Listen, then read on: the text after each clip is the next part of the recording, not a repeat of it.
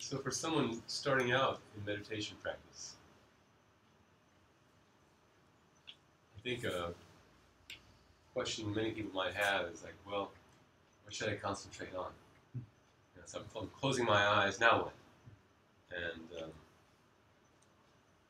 what would you say to such a person? Okay, I have another review of this. I feel the meditation practice doesn't necessarily start with meditation. Like asana, we warm up, no?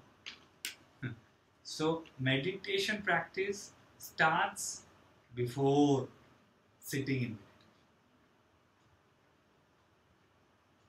I'll tell you what I mean. You cannot live a life at 100 miles per hour for 23 hours a day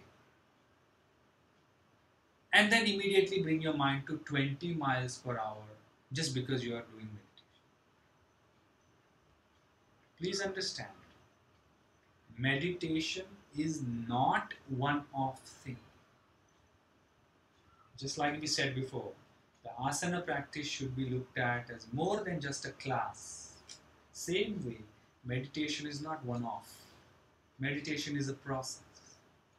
And if you really want to still the mind when you meditate, you have to slow down your mind in your activity. You cannot imagine you're driving a car at 120 miles per hour and suddenly you brake to bring your car to 20 miles an hour. It's not going to happen.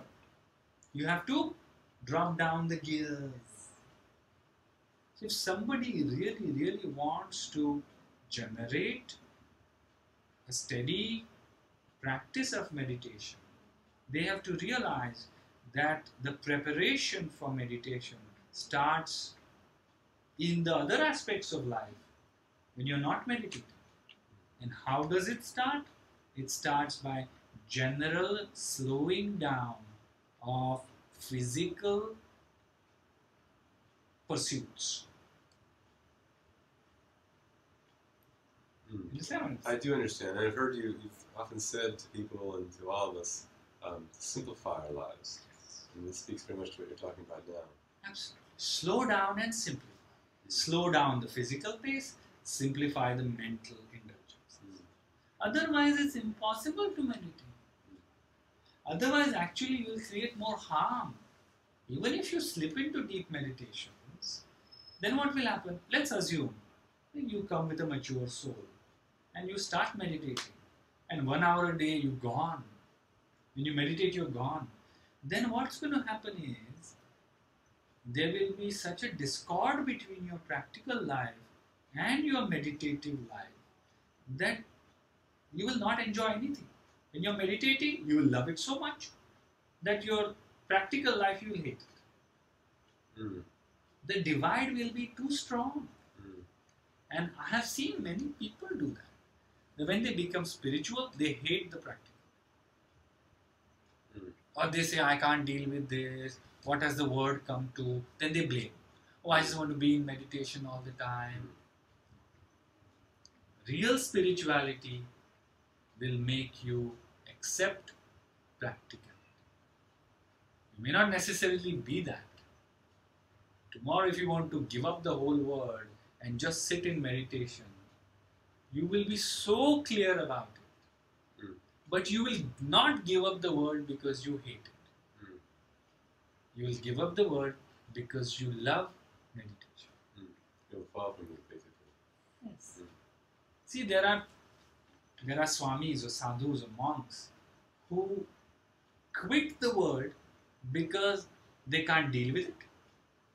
And then there are swamis and sadhus or monks who quit the world because they have found something more interesting. A more content spiritual seeker is the one who has given up the practical world for something that he feels is grander. Not because they hate the practical. Right. This is very important. And I'm making the point of saying this because I see more and more people who get involved in spirituality start hating practicality. Yeah. That's why look at Christ. He was living a normal life. Look at Buddha. He achieved what he had to. He went to the forest and isolation for 6 years. But then he came back. No? He was managing 5,000 monks. He was teaching so many people. Christ was standing on the top of the mountain and talking to lay people. Look at all the mystics who work in the life. They live a life. They live life. But like Ramakrishna said, be in the world but not of the world. And that's why they can accept anybody. When 10 different disciples sit in front of a mystic, the mystic will accept every disciple. There are so many mystics, and sometimes people come to them with mundane issues. Oh, my daughter, I have seen this. Oh, my son is not getting a job. So he will not say, go back, why are you asking me such a question? He will either say, I don't deal with such questions, or he will give some practical answer. But he will not shun them. So, one has to reach a stage in spirituality where spirituality is practical and practicality is spiritual. This is integration. This is real spirituality. Otherwise, your spirituality will increase the gap between us and them. It is not union. It is separation. You have created duality in your life when you are supposed to create union. So a spiritual seeker needs to be a little more careful. And that's why assessment of your own spiritual growth needs to be done. And that's why a guru. And a blind cannot lead the blind. You yourself cannot examine your own spiritual growth. That's why the guru. So you approach a guru. It's a beautiful line in Bhagavad Gita. That you approach a guru with humility, with surrender, with real dedication and honesty. And then tell the guru that now you guide. Why? Because the guru is somebody who has walked that path. So the guru is watching you. Sometimes the guru will play. He will give you challenges. Sometimes you will feel bad. Sometimes you will hate the guru. Sometimes you will realize that before coming to the guru, my path was easy. Now I have come to this guru, my path is more difficult. And you will hate the guru. You will hate the path. You will leave. You will quit. But the guru wants the betterment of you. Like in first grade, it's easy. 10th grade, subjects are difficult. Graduation, masters, PhD. Studying becomes more and more difficult. You have to become more and more serious. So, spirituality and practicality should be integrated till a point comes when you realize that the external world has nothing more to offer me. I'm saying this again.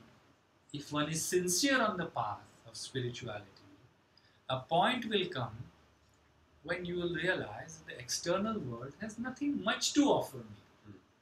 It's not pushing my buttons anymore. I've got this kind of very resilient approach towards the external world.